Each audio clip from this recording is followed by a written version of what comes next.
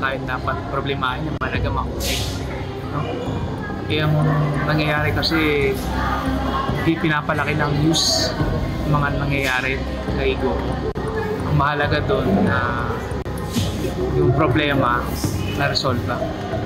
Malapit na po kasi yung election, kaya kanya-kanya silang pabanguhan, palakasan. Diba? Pero mabuti na din po yun, di ba? At least nahuli.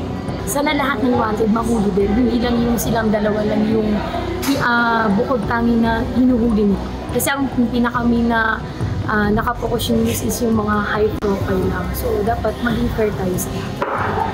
Ang mga yan, nagpapalaparan ngayon ng papel sa mga trending news ngayon.